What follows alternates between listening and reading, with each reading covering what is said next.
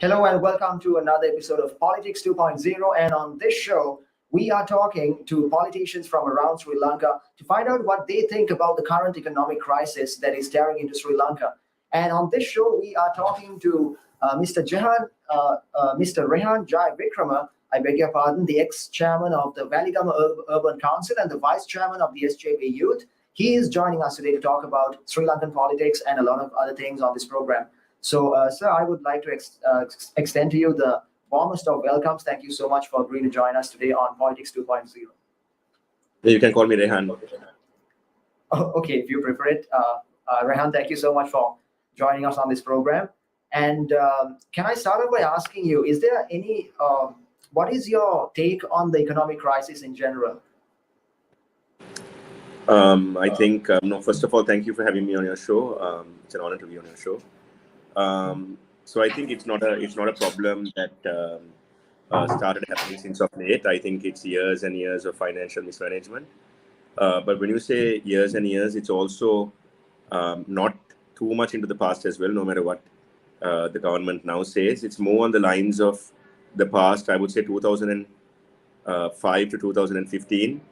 And then again, subsequently from about 2019 onwards, I think it was severely mismanaged. The entire government has to take blame for this, even though it's the ex-president Gotabaya Rajapaksa who has actually left the country. I think the entire cabinet should have resigned. And we are not in a good situation at the moment. But the thing is, irrelevant of who's in government or not at this point, I think the IMF agreement is very important. But then we also have to ask ourselves whether the IMF will be willing to negotiate with a government that does not have a mandate, because this government doesn't have a mandate. This government is running on a fake mandate, which is not given by the people.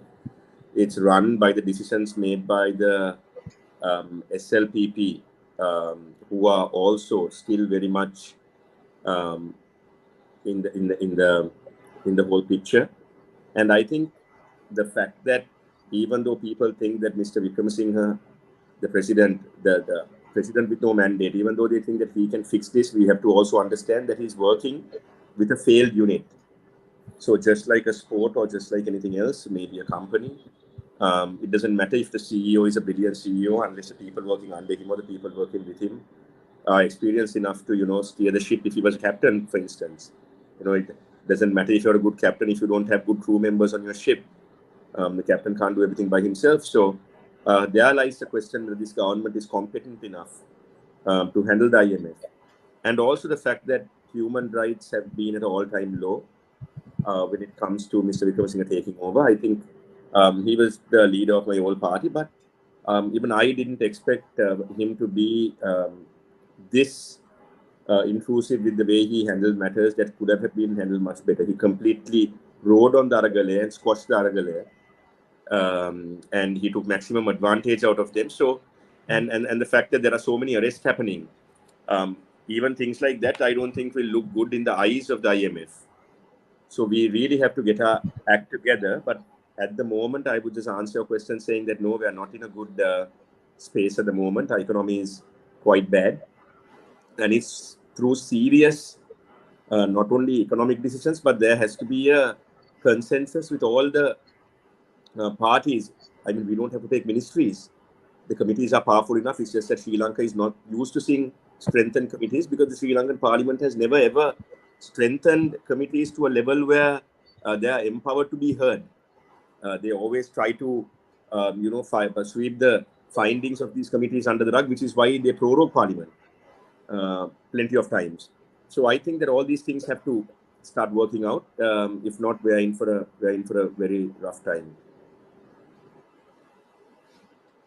So thank you, Rehan. Thank you for that. I think that pretty much covers the crisis. It basically encapsulates everything about the crisis, like all the salient points. And regarding the protest situation, for example, after the protests, I think the way the IMF would be seeing Sri Lanka is probably different from how it was earlier. And a lot of things I think have changed since the dramatic change of government, which is a result of those protesters. Some would say they are brave protesters. Some would say they were just being foolhardy. In your opinion, what is the good that came out of this protest situation, if any? Because there were some very sad incidents, like the burning down of the prime minister's house. I personally don't think that should have ever happened. That was an example of things going out of hand, and also SDF, or the military attacking the protesters, which they should have never done. It was peaceful protests. So, what is like the good? What is the silver lining in the cloud that was the recent Sri Lankan protests?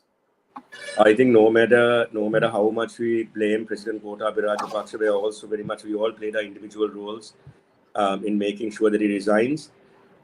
But when you keep on asking yourself whether that really solved the problem and how different it was handled then. Now, I mean, people went to Golface. Yes, people were attacked, but people were attacked post May 9th. Before May 9th, it was one of the most fledgling democratic protests that this country or even the world has ever seen. There were countries all around the world that were praising Sri Lanka, and we were on CNN, we were on BBC. People, the news entities in those countries portrayed Sri Lanka to be a vibrant protest nation, and and even though a lot of people expected President Gotabaya Rajapaksa at that time to attack the protesters, surprisingly, he didn't do it. We all thought he would, but he didn't. Now, don't get me wrong when I tell you, just because I say this, I don't think that he's part of the crisis that we're in. He's one of the major players in the crisis. He definitely deserves to resign. But the way it was handled by the government then was very different to how we expected Mr. Wickremesinghe to handle things, or President Wickremesinghe, because you can't praise a protest, and you can't say the protest is good, and you can't encourage protesters to continue. You can't ask them to continue. And then all of a sudden come into power one day and then say that this protest has now got to stop. That's not the point of a protest. The entire point of a protest ගොඩක් ප්‍රශ්න is අහන්න that එපා. it's not the shape එක ruler, කරන්න. it's not the government that ඉන්දිකේ gets to මොකක් choose අහන්න එපා. um, about the president protest, මේ but the ප්‍රශ්න government. ඒකෙම මොකුත්ම අහන්න එපා. Guys, can you all hear me? I think that there was some noise in the background. But he's asking if you can hear me. No, he's asking me something. Mr. Jayasundar, sorry, Mr. Jayawickreme, it's just a technical issue on this end. We're just trying to get it sorted out on the other end. It might take like just one or 2 minutes. Really sorry for the inconvenience. Yeah.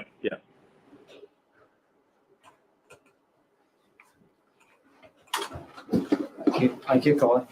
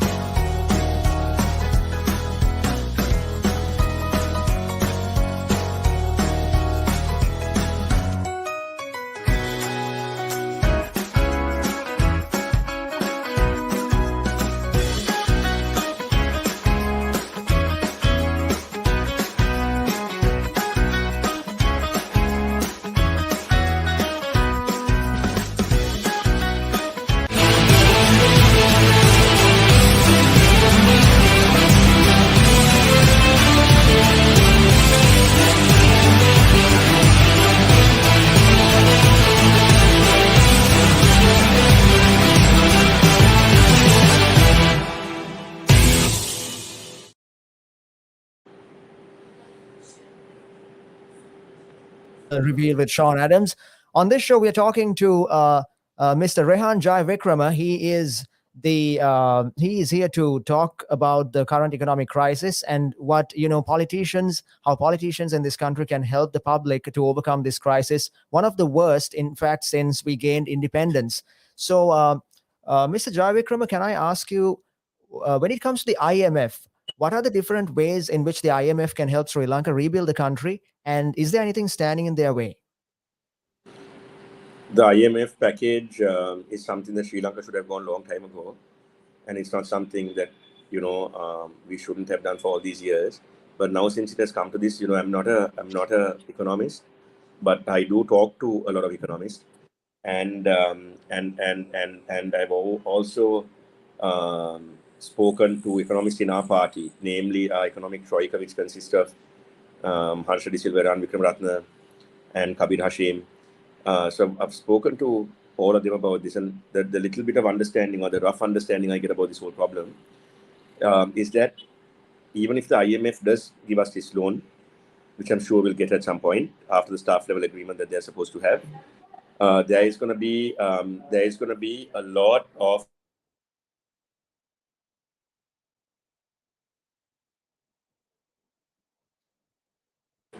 sorry, can you hear me? I think my phone got muted. Can you hear me, Bevan? Am I clear? Yeah, am I clear at the moment?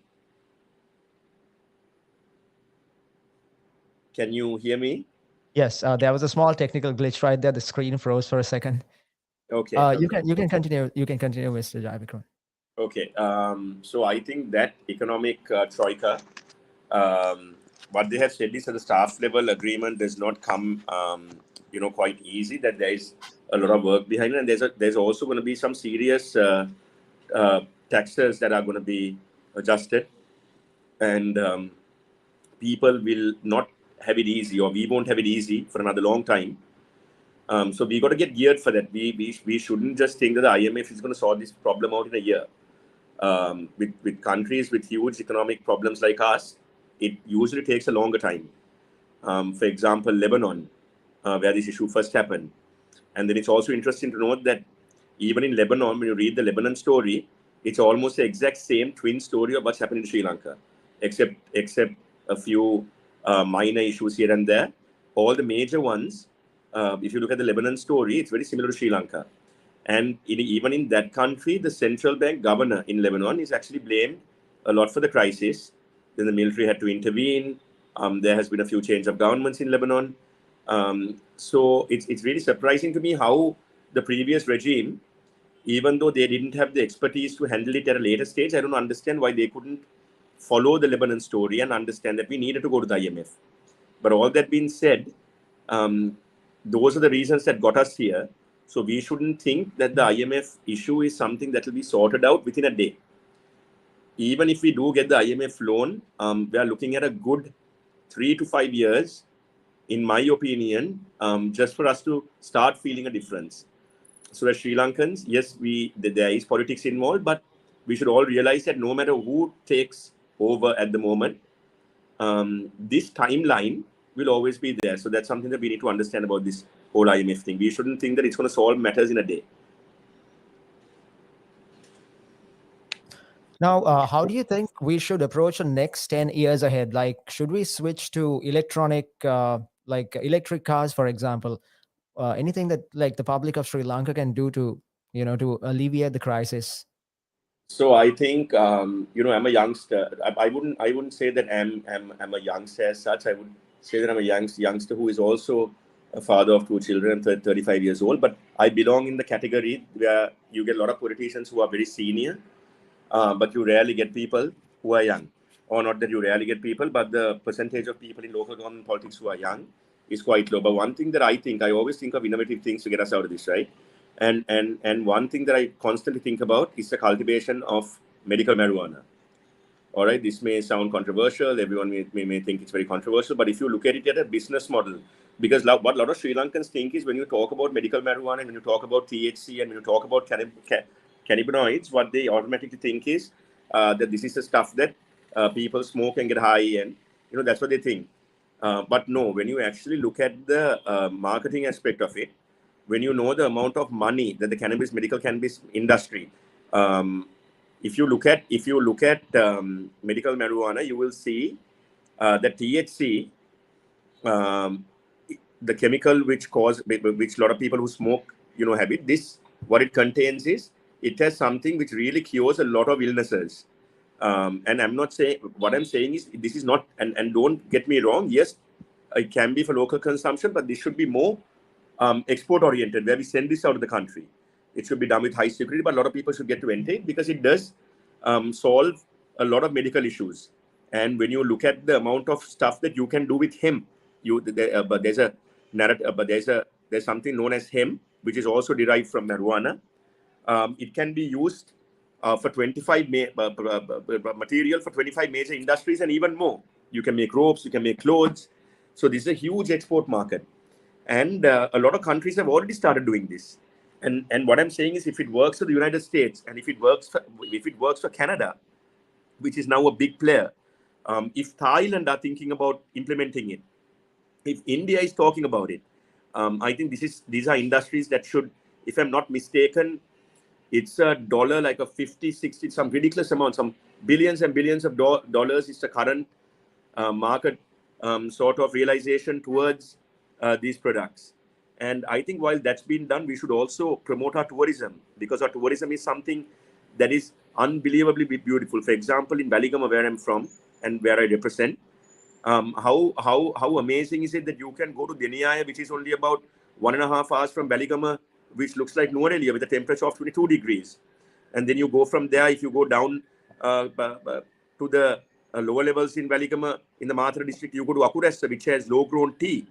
And then you can maybe travel to Mathura, where you'll get more beaches. And then from Mathura, you travel about maybe half an hour to 45 minutes, and you're in Dikwella, which has the famous Hirikatiya Bay. So where do you get countries with so many different seasons that you can experience at any given time? Now, what I said was Mathura district, but then what about when people go to Nuwara, right? And from Nuwara, they travel to Gaul. I mean, in other countries, those are all seasonal. It's not something that you can see year round. It's not a thing in the world, except for a few countries like India, where you can choose which season you want to travel to. So I think to empower tourism, tourism needs to be improved. And one thing that they can earn serious revenue is if they start giving out seasonal liquor licenses. Now, what you mean by seasonal is, for example, when the southern season starts, the Arugambe season ends. But when the southern season ends, the Arugambe season starts. So why can't you give every single tourist board approved place in Sri Lanka during the season times? Why can't the excise department give them something like a seasonal liquor license? And this was something that Mangala Samaravira, the late minister, when he was Minister of Finance, this is something he seriously considered doing. And there are plenty of liquor licenses that were given. And I think you need to give people seasonal liquor licenses, so that the tourist owners who can't afford an exercise license gets a chance to sell alcohol, and not a soft liquor license. I mean, why do we always think that foreigners are going to come to this country and drink beer? Why not have cocktails by the beach? And why not have legal cocktails where you don't have to pay the excise money? And when you give that to the government, you can obviously then ask them for a fair share of how much they're going to pay for this license, right? And if every single tourist operator in Sri Lanka gets this license during season and off-season times, that's going to earn serious dollars or some sort of remittance. And one more thing, and this is the most important thing, right? I remember the former Auditor General. If you look at the Auditor General's report, in which he gave in 2018, and this was at the peak of this was in 2017 when he gave this statement. He actually said that the revenue that comes from the customs itself, if managed properly, can really fix this country. We are talking about billions and billions of rupees, right? I mean, did you guys know that we only have, in the Sri Lankan port, we only have about 2 or 3 high-tech scanners that scans thousands and thousands of containers a day. Thousands and thousands of containers a day are scanned with about 3 to 5 machines. Okay, so what does that mean? That means that about 70% or 80% of those containers can illegally ship things and not pay customs duty. So why not revamp the Customs Act and the Exercise Act? These are all revenue-making things. And look at Sri Lankan Airlines. Why can't we? Why do we have to think? Why does every ruler have to think that Sri Lankan Airlines is their private property? Why do they think that Sri Lankan Airlines exists to send people on business class travel, upgrade their friends and relatives? Why do they treat it like that? Why can't it being a state-owned enterprise? Why can't it be a SOE that can be sold? And even if you are selling it, even if you want to keep a stake on it or not, one agreement that you can actually tell them is that you want the logo or the symbol or the flag of Sri Lanka to be there, or it has to be called Sri Lankan Airlines, right? And go for a profit sharing agreement, a PPE, a public-private partnership, a PPP. Why not take it to that level where even if you get 29% and they get whatever the rest is, you're still making money. You're not losing money. But when you lose billions and billions of rupees, when you're making a loss of something like 450 billion or 45 billion or whatever that amount is, when you're making that amount of money, when you're losing that amount of money, shouldn't it be privatized? It should. But then when you look at SOEs, you have to first look at the SOEs that actually make money. And there are two SOEs like that. One is the Lanka Sugar Company. Sevanagala Sugar has been managed so well that their last profit was in their billions of rupees. It was either, if I remember correctly, they made about 3.5 or 3 billion rupees in profit. And that is because of correct management. So does that mean that we need to privatize that too? Yeah, maybe, but give more to the state because we are making so much, and give a little less to the guy that you're partnering with, or the entity that you're doing business with. So identify the SOEs, see what's making money and what's not making money. If our refinery is doing well, privatize it, then again keeping more money for the government. If you want to liberalize the fuel industry, so be it. If you want to bring in renewable energy to the country without the renewable energy mafia being in existence in Sri Lanka, so be it. But unless all these things are implemented, political stability is not going to matter at all.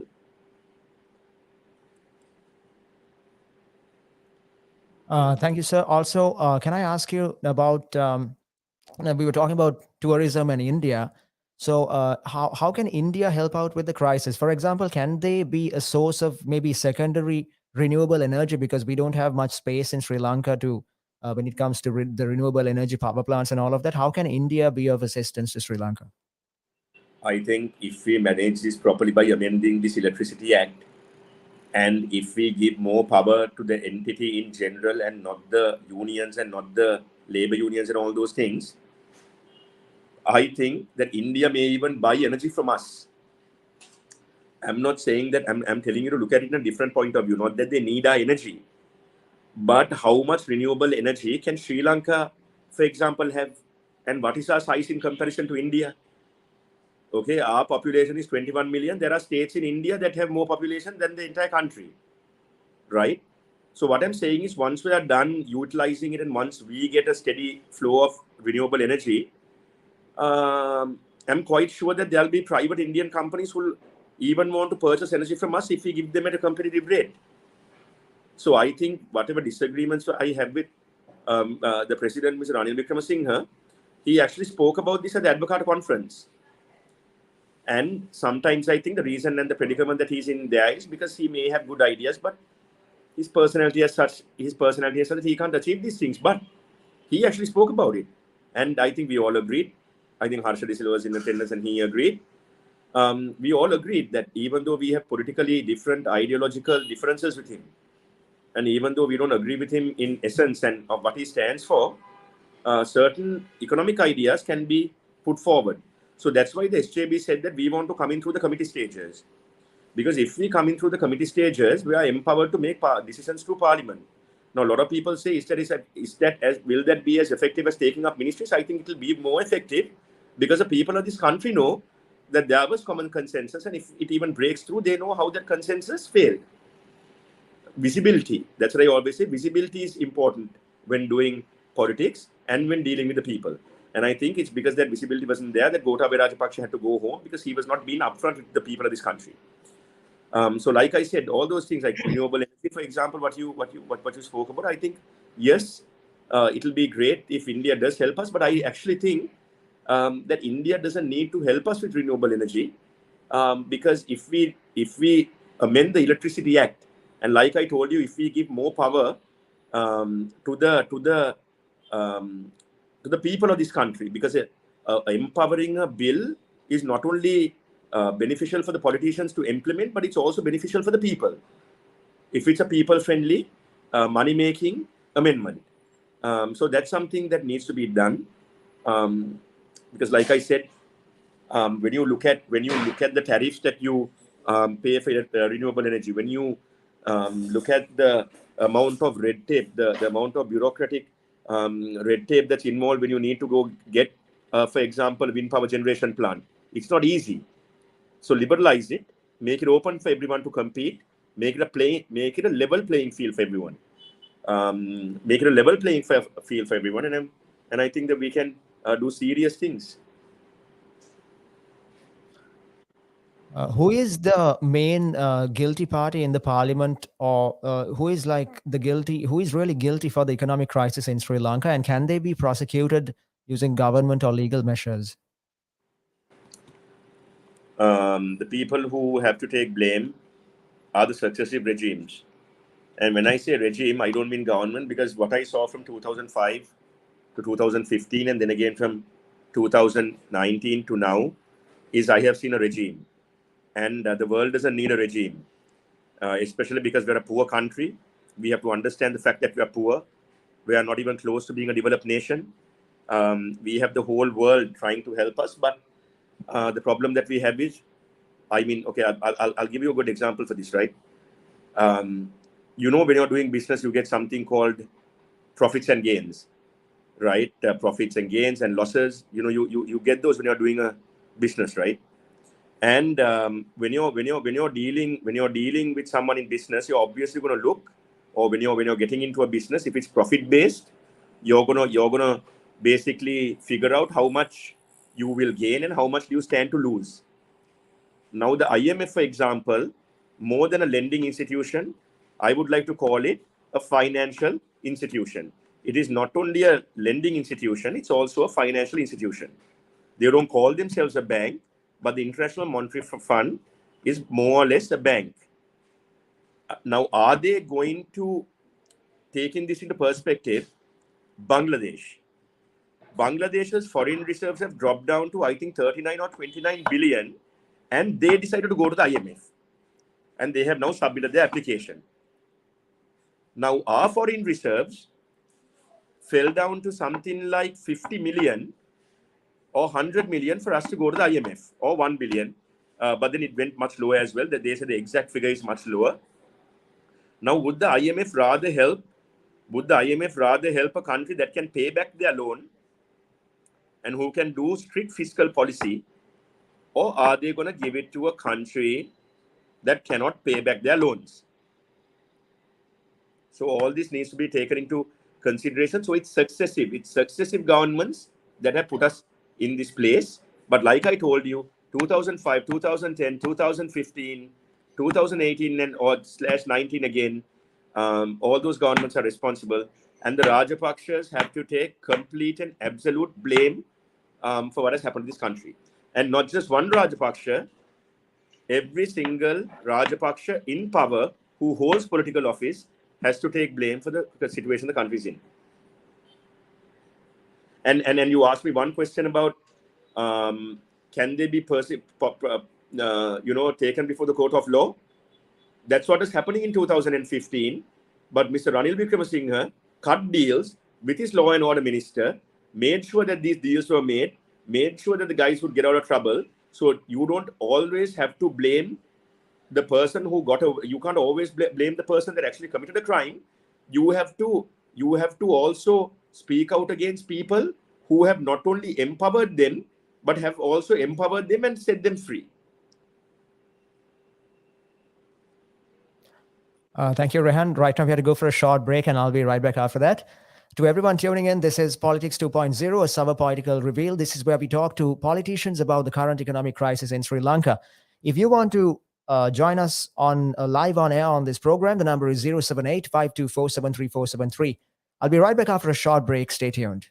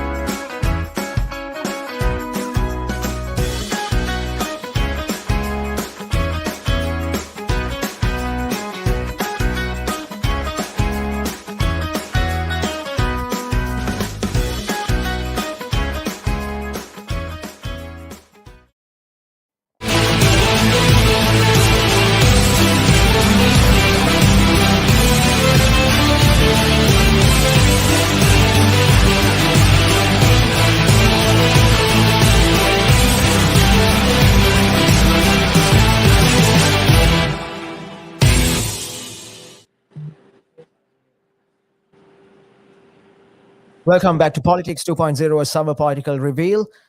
Today we are talking to Mr. Rehan Jayawickreme. He is the ex-chairman of the Valigama Urban Council and vice-chairman of the SJB Youth.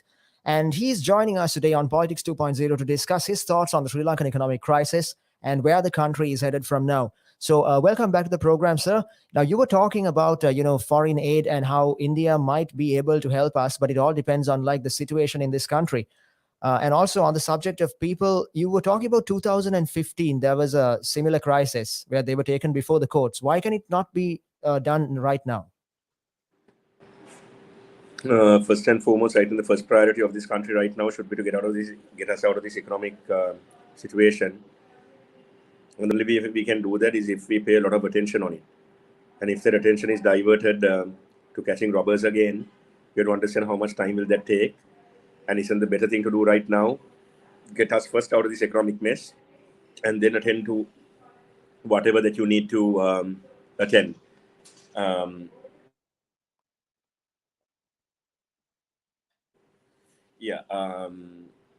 that's something that we need to understand, and we need to figure out how to get past it.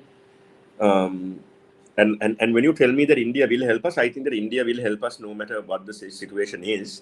But the most important thing is not just India, but even countries like China. Even China has to restructure our debt. So all these things are really important, right? So yes, I do agree with you that all of them should be produced in court. They should be tried to the full extent of the law. But let's first fix this issue. And once we're at least done solving 50% of this issue, we'll then focus on doing other things in the country. But the first and foremost thing is to end this economic crisis that we're in, or get us out of it, or take concrete steps to get us out of it. Do you mind me asking, what are your thoughts on the current, after the economic crisis and the protest situation? Now we have a new government. Can you give us your thoughts on the new government? Like I told Yeah. you, this new government is a government without a mandate. So what does that tell you? Why has it not happened anywhere else in the world? We are in a situation where a president representing a major party became the first president to be exiled and who had to leave the country. And then we have people who are in his cabinet. Some of them, most of them, who are still holding cabinet folios at the moment. We have them choosing. We have the losing side choosing another loser who lost his elections, and together we are a country run by losers. And when I say losers, I'm not saying it in an insulting way. I'm saying it in a very technical and literal way. Because SLPP have lost their mandate, their president had to go, so they can be classified as losers. And you can also classify Mr. Wickremesinghe, who has come to parliament with no mandate and who has got a bonus seat and who's the only politician in the UMP who lost and who came back to parliament. We have him becoming the president. So it's an illegitimate government. So whatever this government does now, and whatever people say about this government and how the SJB didn't step up, the SJB didn't step up because we did not get assurance from the president when he was going to leave, and we couldn't take a chance of lying to the public again. So in this instance, yes, the president did leave, but then the country is still run by the people that it's still run by the people that actually ruined this country, and it's also headed by someone who came into parliament on a bonus ticket. So that's the current situation of the country we're in, and sadly or not sadly, that is what we must live with for at least the next year. I would think this government won't last longer than that. That's how I personally feel, but it may be even longer. And we just have to deal with it. Thank you, Rehan. Also, now, in your opinion, how much longer is this crisis going to continue in Sri Lanka? Like I told you, that's all circumstantial. If we do get help from the IMF, if China does agree to restructure our debt, because one condition that the IMF have put forward is that the countries who have given us big loans also have to restructure their debt. So would China really like the relationship we have with India? Or would they really want the closest superpower of ours to also be our closest supporter? So all that geopolitics, I think, is going to play a big role in all this. And if we do get, like I said, if we do get the IMF support, if China does agree to restructure our debts, if the proposals of the International Monetary Fund, those recommendations they make to the government, if the government does achieve them or even take steps to make them work, I think we're still looking at a good 3 to 5 years at a minimum. So what about the concept of like migrating? Is it feasible for Sri Lankans just during this turbulent time to consider avenues like perhaps working abroad in countries like the US or Canada, places like that? I wouldn't really leave the country because, captains of ships don't usually jump before the crew, right? So I got into this for a reason. I'm not going to abandon my country no matter how green the pastures of different countries look, because my objective is to be a politician and be with a team that can make lasting changes to this country. But there is a brain drain, and it's seriously affecting us, because the last time that we had a brain drain was in the 1980s. It was during the time the Jaffna Library was burned. It was during the time that the Black July riots took place. We had a serious brain drain. We had a lot of smart, I wouldn't call them minorities, I would call them, we had a lot of Sri Lankan Tamils. Just like how you would call the Sri Lankan Sinhalese, you had a very niche set of Sri Lankan Tamils who actually fled the country and they started making it big elsewhere. So that's what's happening now, because last time I visited the immigration office, I was told that there's a backlog of 5 million applications. Just last month, they had issued 362,000 passports. And out of the 362,000 passports, 60,000 people have already flown out of the country. All right. So that's a serious brain drain. Even if some of the people who are going are not academics, that's a serious, culture shock. Not just a culture shock; it's a country shock that we're going through. So we need to understand that it is happening, but I wouldn't discourage those that are leaving, who have families to look after and who have young children. I wouldn't discourage them against leaving, because sometimes you got to do right by your family too, and you got to understand that sometimes the best thing to do is to go somewhere better, somewhere where there's law and order, somewhere where where a person has the right for a free trial, where a person doesn't have to be sent to jail for the will of politicians and then be pardoned for the will of politicians. Rulers shouldn't have that sort of power. So sometimes people do migrate because in other countries you get something called a system. And when the system's all good, it's good. And when it's broken like ours, the only way is to either take active part in fixing it, or if you don't have to take active part, and if you're not a politician, the best thing would be to leave. But that being said, I'm pretty sure that once the IMF staff level agreement gets concluded, the Prime Minister says it's September, but I have absolute zero faith that the staff level agreement will be made by September. I have a feeling that it will be by about mid next year, or even the beginning 4 months or the quarter of next year, where we'll actually see the staff level agreement being done. And then, like I told you, we had to agree to debt restructure with China, with countries like Japan, with countries like India who have given us loans. We got to agree to restructure our debt. And if we do restructure our debt, if the IMF says everything's fine, like I told you, it will be a good 3 years for us to see some sort of results. But to see everlasting change, it could be even up to 5 years.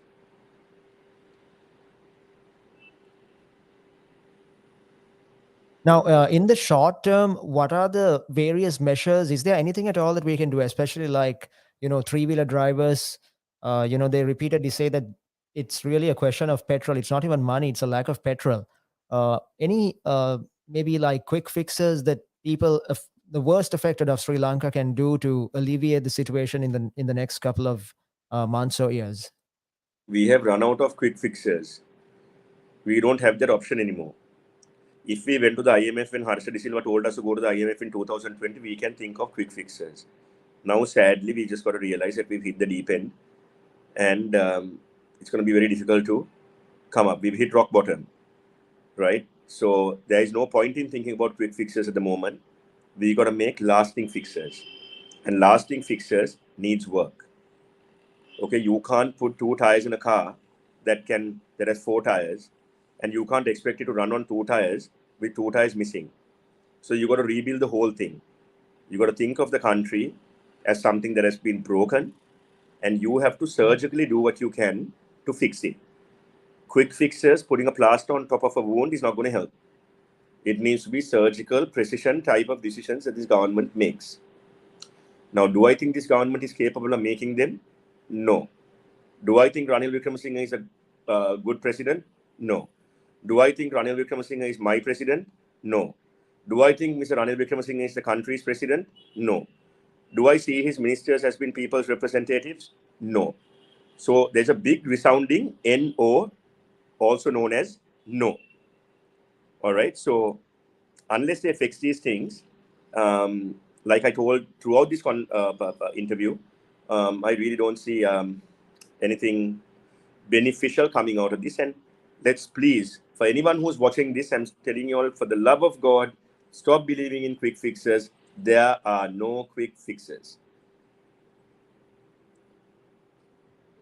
Also, is there any way that we could avoid the same situation in future? Like money laundering and financial mismanagement at that level. Are there any changes that we can make?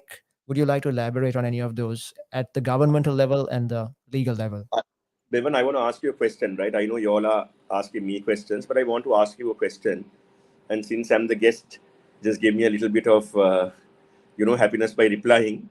And can you tell me now, what do you think change is? I mean, what do you think lasting change is? Do you think it comes from the politicians, or do you think it comes from within us? I would say that it all depends on the structure of the country. We trust our politicians to lead us in the right direction, and we elect them because they make promises to us. But what happens when they break promises and to be frank, I'm going to, if I can give you a rather lengthy answer to that, I think the COVID-19 crisis and the Ukrainian crisis is also it played a role in what happened to this country. But Yeah. when you have a government that cannot consistently perform at a decent level, in a manner of speaking, what happens is in emergency crisis situations like COVID-19, that is when we really run a risk. Because if not for COVID-19, we would not be suffering. That is just my response to that. So I think it depends on both the politicians and the people to walk hand in hand in unity towards one goal. So I'm gonna give you my answer on that. So the reason I asked you what I asked you was because a lot of people that I've spoken to, they genuinely tell me that they trust politicians over and over again. But then you got to understand the model of this country and the way our politics works. In other countries, you cannot mess up the amount of times you have messed up and still get re-elected to power. It happens in dictatorships. It happens in autocracies, right? It happens in regimes where you get fascist regimes, but it does not happen in democracy. In democracy, you get something very important known as voter responsibility, or civic, the responsibility you have towards your civic rights, right? You're given a vote. You're given a vote equal to every single person that is given a vote in a country. So your decision, while being based on your preference, should also be beneficial to the entire country, right? For example, you may get a Hitler-type leader who runs for office. You may like him, but you have to then realize, or you have to ask yourselves, will he do good by this country? And if he does not do good by this country, your choice becomes invalid, right? So then you gotta use whatever intellect that you have to elect good people. No, I'm not saying, Devan, I'm not. What I'm saying is, I'm not saying this as an answer that you just gave me, but I myself have voted for people that I don't think deserve to be voted in. So that has to change. Our mindsets have to change. It has to start from us. We are the ones that need to understand. We are the ones that need to realize that politicians are servants of the people.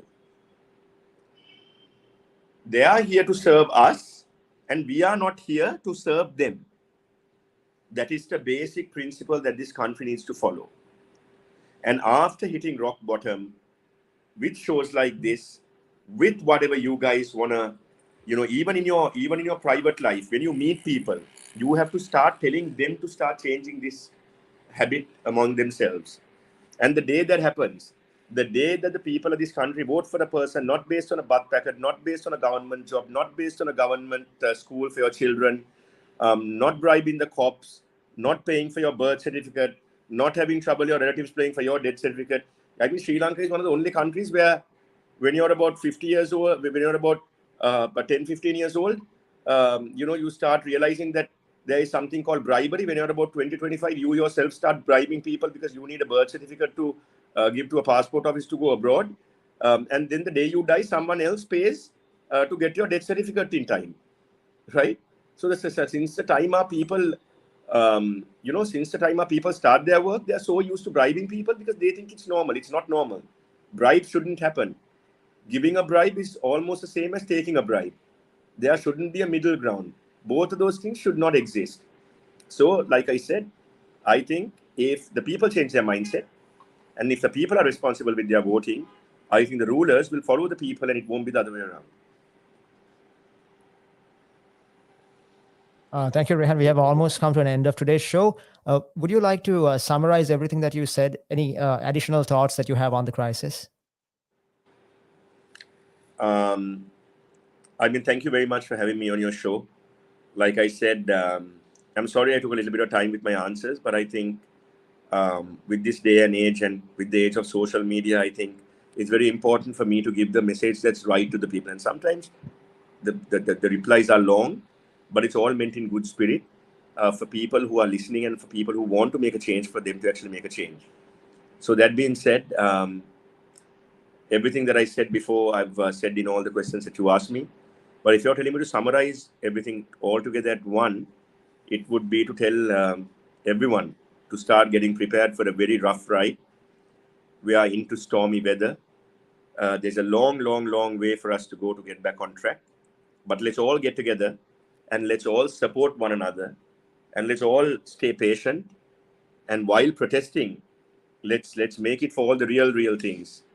It shouldn't have been, in my opinion, go home. It should have been Rajapaksha's go home, right? If that was out of the equation, we wouldn't be in this mess in the first place. So let's get our protesting methodology on track and move forward. And thank you so much. Thank you so much, sir. This was Mr. Rehan Jayawickreme, the ex-chairman of the Valigam Urban Council. He's also the vice chairman of the SJB Youth. He joins us today on Politics 2.0 to talk about his thoughts on the current economic crisis. And I hope you enjoy watching that. This is Relax Radio Beyond Frequencies, and you're tuned into yet another episode of Politics 2.0. If you want to call or text us on this show, the number is 078-524-73473. And I'll see you again next week. Thank you for joining me, Sean Adams, on Politics 2.0 with Mr. Rehan Jayawickreme. Thanks, Sean. Thanks a lot.